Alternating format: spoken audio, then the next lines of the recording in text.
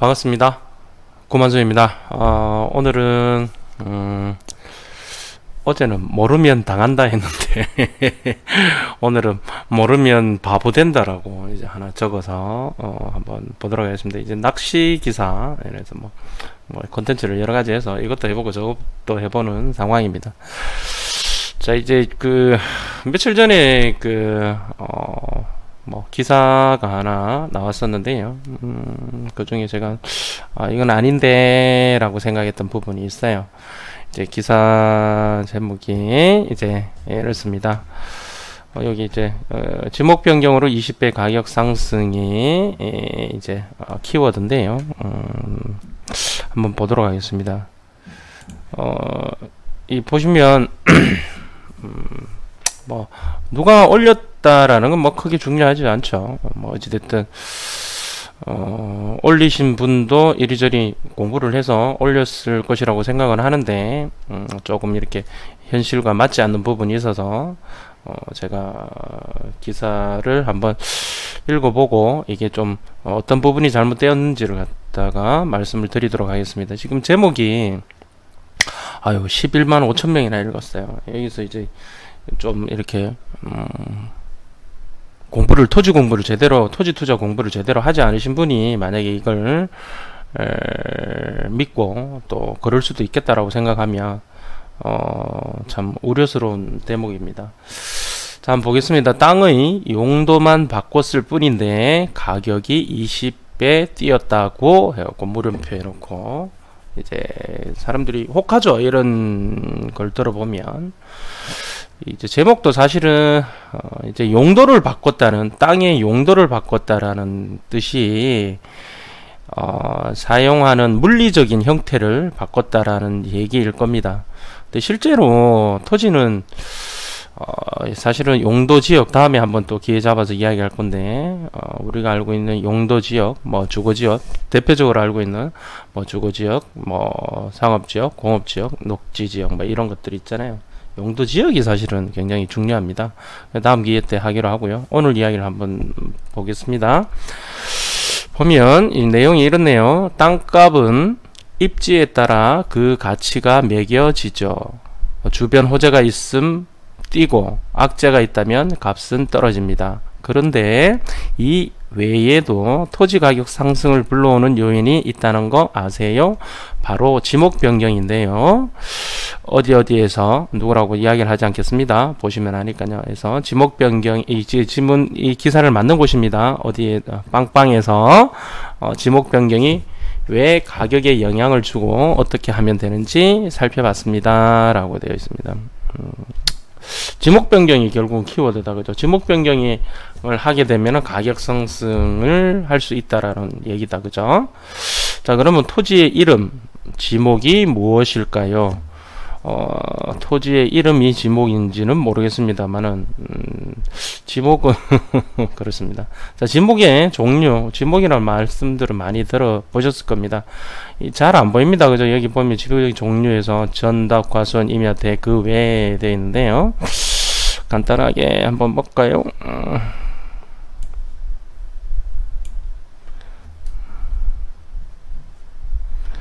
자, 지목은 이런 겁니다. 공간정보 구축 및 관리에 관한 법률. 머리 아프다, 그죠? 짜증난다, 이런 거 모르겠고, 그죠? 예. 자, 지목이란 이런 거예요.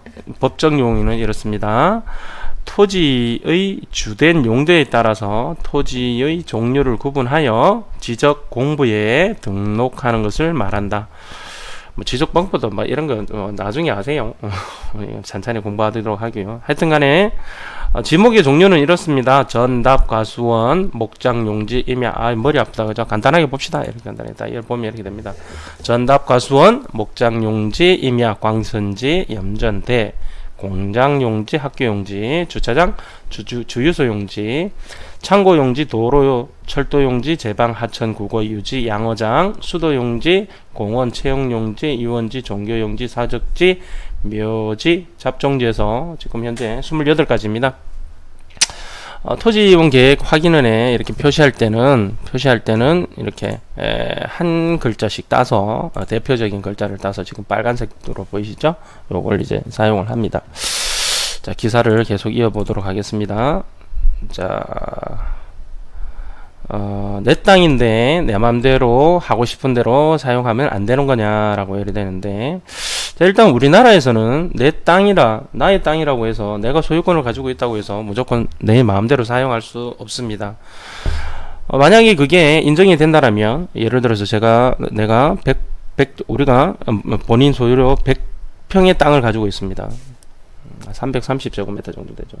100평의 땅을 갖고 있는데, 그러면 그 100평의 땅이 내가 소유권을 만약 마음대로 한다면, 또 어디까지 인정이 된다라면, 뭐 하늘 끝까지 100평의 그 높이는 다 가져가고, 밑에 땅속 저 밑에 핵 있는 데까지 다 100평의 땅은 다 내 거다, 뭐 이렇게 할 수 있고, 내 마음대로 뭐 공장도 지었다가 뭐 농사도 지었다가 뭐 또 상가도 지었다가 이렇게 마음대로 할 수 있느냐? 할 수 없습니다. 그렇게 못하는 이유는 우리가 사회에서 서로 간에 의존하면서 서로 간에 어떤 영향을 주고 살지 않습니까? 그런데 나 혼자 산다면, 이 세상에 나 혼자 산다면 내 마음대로 할 수 있습니다. 하지만 다른 사람들과 더불어 사회를 이루고 살기 때문에 다른 사람한테 피해를 주지 않는 상황에서 나의 재산을 이제 활용을 해야 됩니다. 헌법 23조에 있습니다. 자, 어찌됐든 그런데 일부분 어느 정도 법률에서 허용하는 한도 내에서는 당연히 활용을 할 수 있겠죠. 그 활용도가 무엇일까요? 결국은 그 수익을 많이 올릴 수 있는 최유효 이용이라고 합니다. 그렇게 수익을 많이 올릴 수 있는 방향으로 그 나의 토지를 활용 또는 사용을 하겠죠. 자, 여기 보면 의미심장한 이야기가 있는데요. 내가 원하는 토지로 지목 변경을 했는데 가치도 변한다 라고 되어 있습니다. 그러고 나서 여러가지 이야기가 있지만, 지목 변경은 지적 공부에 등록된 지목을 다른 지목으로 바꾸어 등록하는 것을 말합니다. 즉 형질 변경 등을 통해, 형질 변경은 땅의 형상을 바꾸는 겁니다. 토지의 성질을 바꾼 후 현실에 맞게 지목을 정정하는 거죠.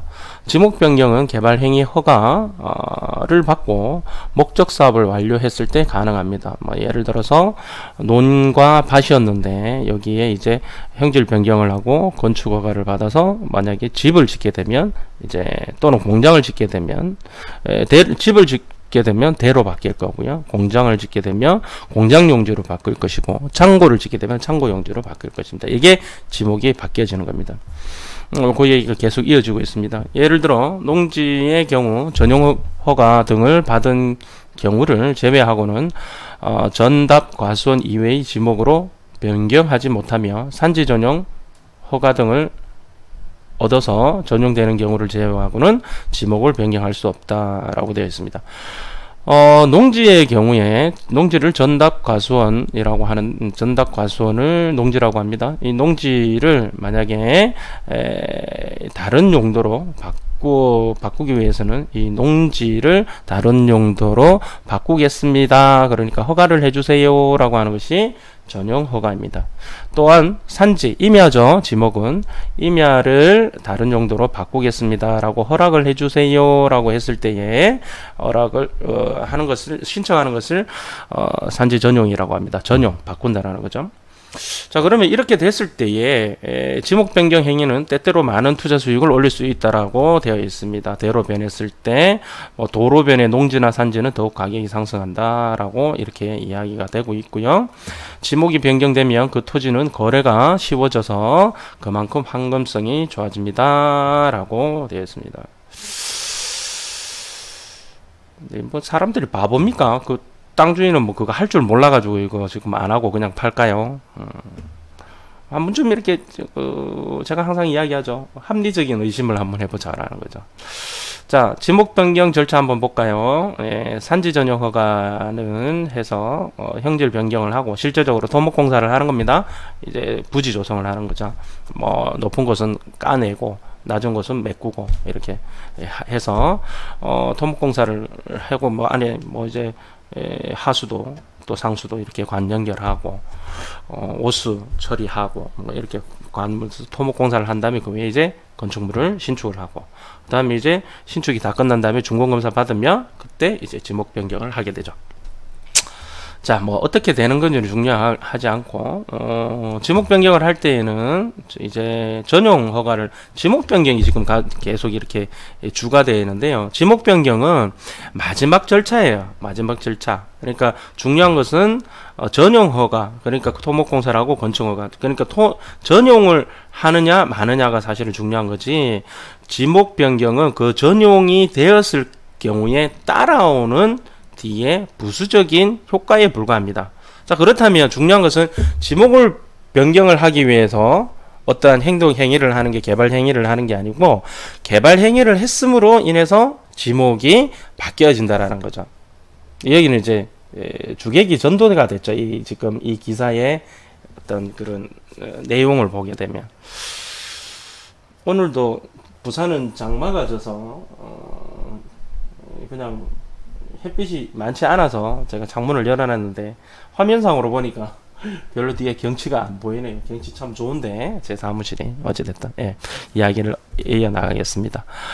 농지를 전용하게 되면 농지 보존 부담금을 내야 되고요. 그 다음에 산지, 그러니까 임야를 전용하게 되면 대체살림 조성비를 내게 되어 있습니다. 그러면 나중에 한번 하기로 하고요.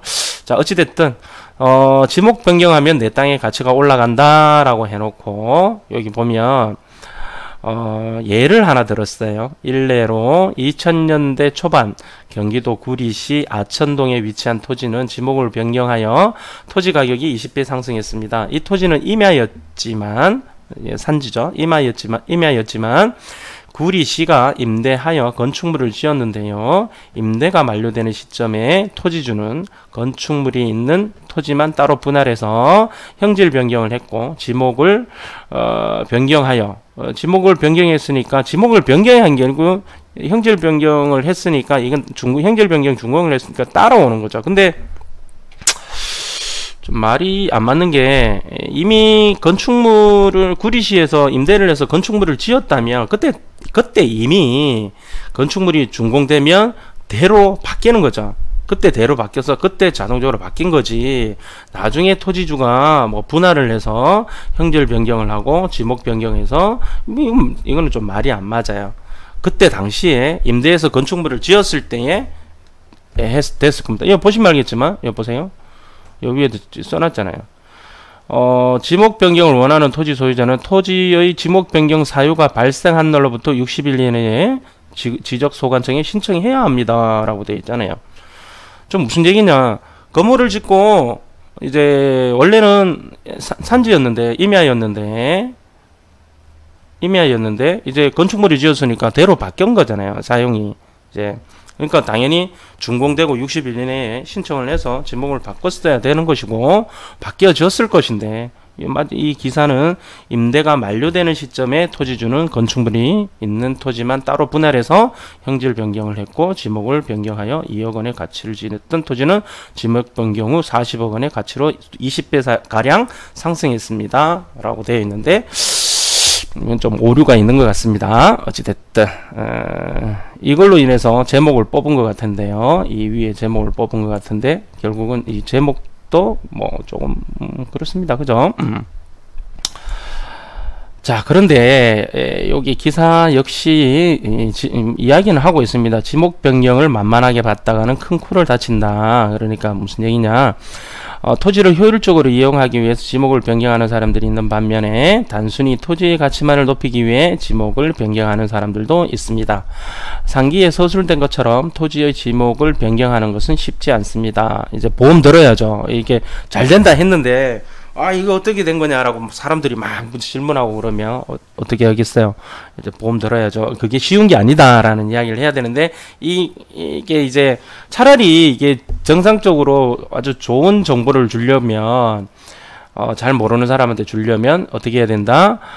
지목 변경은 참 쉽지 않다. 뭐 이렇게 해서 조심들 해라. 마치 지목 변경이 쉬운 것처럼 이야기하는 것 어떤 기사나 또 그렇게 이야기하는 사람들이 있는데 그것은 올바르지 못하다라고 이야기를 사실은 해줬어야 되는데 그게 아니라 단순하게 보면 용도만 바꿨을 뿐인데 가격이 20배 뛰었다. 지목 변경하는 것이 한 가지 가치를 올리는 방법이다라고 이렇게 이야기하니까 마치 쉽게 할 수 있는 것처럼 사람들이 들어와서 보는데 마지막에 이제 이렇게 절차도 복잡하고 쉽게 허가가 나지 않죠.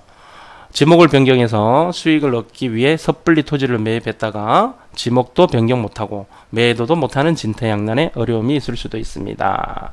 그래서 지목 변경을 원한다면 먼저 매수를 앞둔 토지가 지목 변경이 가능한 토지인지 꼼꼼히 조사해서 위험을 줄이는 것이 좋습니다. 라고 이렇게 기사를 마무리합니다. 본인들도 알고 있는지 아니면은 낚시성 기사를 쓰려고 했던 건지는 모르겠지만 어찌됐든 이런 상황인데요. 제가 오늘 여러분들한테 말씀드리고 싶은 건 뭐냐면 제가 말씀드렸죠. 토지는 지목 변경이 중요한 게 아니고요. 용도 지역 변경이 바뀌어지는지 그게 사실은 가장 중요합니다. 그건 나중에 한번 따라 하기로 하고요. 지목 변경은 제가 말씀드렸죠. 어떤 개발 행위를 하고 난 다음에 그 부수적으로 따라오는 당연스러운 행정 절차입니다. 자, 그렇기 때문에 보시면 이러한 예를 들어서 한번 질문을 한번 해볼게요. 여기 보면 우리가 이제 상식을 좀 뒤엎을 수 있는 게 뭐냐면 예를 들어서 여기 보면 주유소용지입니다. 주유소용지인데 주유소용지를 예를 들어서 정주행용지로 할 수 있느냐, 또는 채용용지에 이제 뭐 집을 지을 수 있느냐, 또 공원용지에 또 집을 지을 수 있느냐, 또는 과수원인데 공장을 지을 수 있느냐, 목장용지인데 뭐 수도용지가 될 수 있느냐. 될 수도 있고 안 될 수도 있고 보통 뭐 애매하게 이야기할 수도 있을 수도 있고요. 근데 가장 중요한 건 뭐냐면 다 됩니다. 이렇게 가든 저렇게 가든 전에 그러니까 밭이죠. 밭에 뭐 공장을 지을 수 있냐? 지을 수 있습니다. 지을 수 있어요. 지을 수 있는데 그 지을 수 있는 데가 있고 짓지 못하는 곳이 있어요. 즉 뭐냐면 그거는 토지용 계획 확인원에 나타나지 않아요. 그런 것들이 이런 곳에 나타나질 않아요.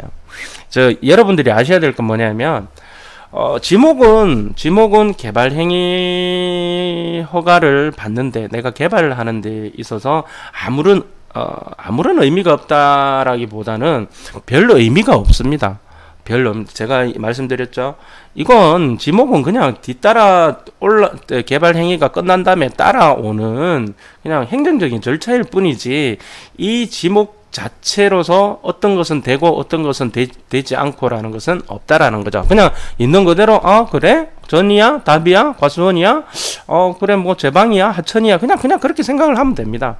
다만 무엇이 문제냐 하면 이런 땅들에 예를 들어서 전답 과수원에 공장을 짓고 뭐 아파트 짓기는 좀 힘들어요. 비도시 지역이 많기 때문에. 근데 도시 지역에도 전답 과수원이 있어요. 어쨌든 쉽게 생각해서 그냥 뭐 단독주택을 짓겠다, 뭐 공장을 짓겠다, 창고를 짓겠다라고 했을 때에 되는 것도 있고 되지 않는 것도 있어요. 그게 무슨 얘기냐면 지목에 따라가는 것이 아니고 결국은 그 용도 지역에 따라가는데요. 용도 지역에서도 허가가 날 수 있는 된다라고 하지만 가장 중요한 건 뭐냐면 비도시 지역, 그러니까 관리지역, 농림지역, 자연환경 보존지역, 그러니까 도시지역을 제외한 이러한 지역을 비도시 지역이라고 하는데요. 이 비도시 지역에 어떠한 개발 행위, 그러니까 집을 짓는다, 공장을 짓는다, 창고를 짓는다 하는 이런 개발 행위를 할 때는 개발 행위 허가라는 것을 허가를 받아야 돼요. 이것은 건축허가는 별다른 문제예요. 건축허가는 서류만 넣으면 됩니다. 서류만 넣으면 건축허가가 당연히 나와요. 이게 기속행위라 그러거든요. 그런데 이제 비도시 지역에 개발 행위를 하기 위해서 허가 신청을 하면 이것은 뭐다 될 수도 있고 안 될 수도 있어요. 그게 결정적인 케이스가 어떤 경우냐면 오늘은 간단하게만 설명드리겠습니다. 아까 전에 조금 전에 이야기했던 여기 있죠. 토지의 지목을 신문 기사에도 나왔던 게 지목을 변경하는 것은 쉽지 않다. 절차도 복잡하고 쉽게 허가가 나지 않는다. 여기에 말하는 여기 절차도 복잡하고 쉽게 허가가 나지 않는다라고 되어 있는데 이렇게 절차가 복잡하고 쉽게 허가가 나지 않는 이유가 뭘까? 그걸 이제 잠시 오늘 말씀드리고 정리하도록 하겠습니다. 여기 보시면 이제 아무래도 전국 방송이니까 일단 부산 것부터 보죠. 개발행위 허가, 이거 부산광역시 도시계획조례입니다. 개발행위 허가의 기준이라고 있는데요. 간단하게 그냥 복잡하게 말씀드리지 않고 개발행위 허가를 하기 위해서는 이렇습니다. 등고선, 표고 등이 인근 개발지보다 높은 곳으로 지역 여건을 보아 형질 변경을 함으로써 주변 환경 및 미관을 크게 해칠 우려가 있는 지역은 제외할 것이라고 되어 있습니다. 즉 무슨 얘기냐면 주변의 환경을 위해를 끼칠 수 있는 것을 해칠 수 있는 우려가 있는 곳은 하면 안 된다. 예를 들어서 뭐 산 중턱에 했을 때 산사태 개발을 했는데 산사태가 일어난다든지 이러면 곤란할 거 아닙니까? 그래서 부산에서는 표고 150m 이상은 할 수가 개발이 안 됩니다. 자, 형질 변경이 이루어지는 훼손 대상 토지의 경사도가 30%라고 되어 있습니다. 경사도가 30%인 도시 토지는 형질 변경이 안 됩니다. 자, 여기 임목 본수도라고 되어 있습니다. 임목 본수도는 뭐냐면 나무가 얼마만큼 그 위치에 있느냐라는 겁니다. 이런 것은 이제 임목 본수도가 있고요. 그 다음에 임목 축척이 있는데요. 이 각 시군마다 틀립니다. 결국은 여러분들이 아실 건 뭐냐면 그 울창한 것이 얼마나 울창하냐, 나무가 울창하냐. 나무가 울창하게 있으면 하면 안 되겠죠. 개발하면 안 되겠죠. 자연 보존에 따라서. 그래서 이런 부분들이 많이 있습니다. 뭐 녹지축, 하천, 해안 경관이 단절된 지역, 뭐 공원, 개발 제한 구역 인접한 지역, 주변 경관이 손상될 우려가 있는 지역. 주변 경관이 손상되지 않을지는 지극히 이건 주관적이죠. 그래서 객관적으로 이렇게 딱 이렇게 나오는 게 아니에요. 그래서 굉장히 힘들어요. 보시면 오염, 붕괴, 재해가 발생되지 않아야 되고요. 또 야생동물이 있는 곳들은 또 안 돼요. 그 다음에 녹지지역에서 조수류가 있는 곳은 안 되고 그 다음에 보전이 필요한 것도 안 돼요. 되게 까다롭죠. 네, 서울 한번 볼까요? 서울을 보면 토지의 형질 변경이나 토속 채취의 경우에는 표고, 경사도, 임상, 인근 도로의 높이, 무르의 배수 등을 참작하여 기준에 적합해야 된다. 다음 기준에 적합해야 된다. 이거 보니까 헥타르당 10,000제곱미터입니다.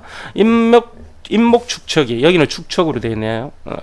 조금 전에 부산은 임목 본수도라고 되어 있죠. 여기는 임목 축척입니다. 임목 축척은 그냥 진짜 울창도입니다.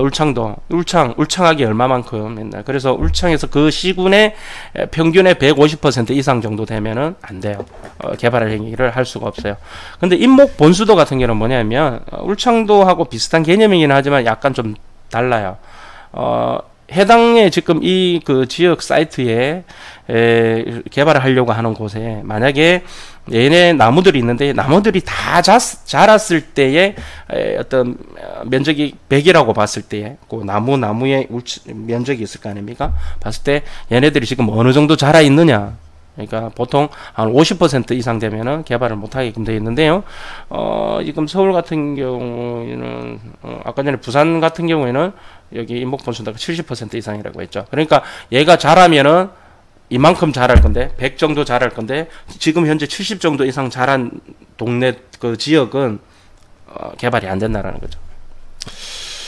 그거 다 이제 저기 외주 줘서 그걸 체크를 해봐야 돼요. 그 다음에 이제 여기는 임목 축척입니다. 30% 그리고 경사도가 나오는데요. 서울 같은 경우 경사도가 이제 18도라고 되어 있습니다. 18도. 녹지 지역은 12도라고 되어 있죠.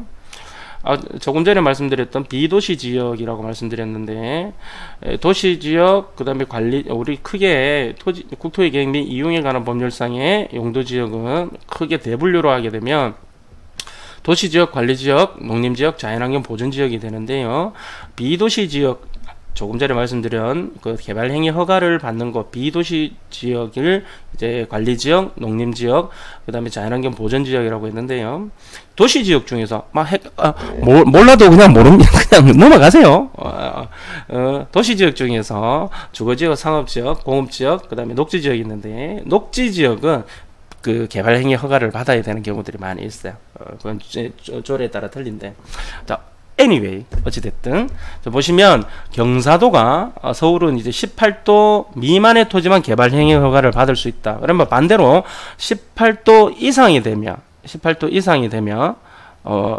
미만이니까 18도 이상 되는 곳은 받을 수가 없다라는 거 되죠. 그러면, 보면, 그러니까 이제, 이 경사도가 높으면 개발을 하면 안 된다는 거죠. 산사태라든지 여러 위험이 있으니까. 그러면 부산 같은 경우에는 보니까 경사도가 30%잖아요. 30%. 얘가 부산은 30%라고 되어 있고, 서울은 18도라고 되어 있네요. 그러면 언뜻 보면 같은 경사도라는 말을 쓰기 때문에, 부산은 30%까지 되니까 굉장히 높은 가파른 지역도 개발이 가능하구나라고 생각을 할 수 있을 텐데, 이게 통일이 안 돼서 그래요. 자, 보세요. 부산은 경사도가 30%고요. 이제 서울은 18도입니다. 그래서 언뜻 보면 서울보다 부산이 굉장히 개발할 수 있는 면적이 많구나라고 생각하는데 착각이에요. 보시면 알겠지만 여기 경사도 30%라고 했잖아요. 얘네가 단위가 틀려요. 30%고 서울은 도예요. 그럼 얘네들은 차이점이 뭐냐면 이렇게 됩니다. 이렇게 되죠. 퍼센트는 수평길이 분의 수직길입니다. 이걸 이제 퍼센트인데 이걸 각도로 하게 되면 이렇게 각도가 틀려요. 틀립니다. 틀리고 각도기를 한번 보셔가지고 체크를 해보시면 됩니다. 10도가 17%는 10도, 경사각으로는 10도입니다. 자, 그것은 무슨 얘기냐면 이렇게 보면 이렇습니다. 조금 전에 부산은 30%라고 했잖아요. 30%고 서울은 18도라고 했잖아요. 그러면 부산은 30%면 각도로는 16.7%입니다. 그죠? 그러면 오히려 더 부산이 더 강화가 됐다는 이야기도 되네요. 그죠? 자, 이렇습니다. 이게 각 조례마다, 시군 조례마다 다 틀립니다. 그러니까 이걸 잘 챙겨봐야 되는데요. 무작정, 그러니까 뭐냐면 이런 조건에 맞지 않으면, 뭐 특히 뭐, 이렇게 뭐 절토라든지 배수로라든지 상수도라든지 이런 거 다 체크를 해야 됩니다. 뭐 단순하게 그냥, 지목 변경이 가능한 것처럼, 지목 변경하면은 엄청나게 돈을 많이 벌 수 있는 것처럼 이렇게 기사가 나와 있는데요. 아닙니다. 절대 아닙니다. 여러분들 토지 투자하기 위해서는 그렇게 쉬운 게 아닙니다. 쉬운 게 아니고 그 유튜브 가셔서 제가 그 해놓은 거 있죠. 그 토지 투자 하지 마라라고 그 이제 호랭이 TV에서 인터뷰한 거 있죠. 유튜브 가셔가지고 제 이름 쳐서 한번 보십시오. 보시면 유튜브 가셔서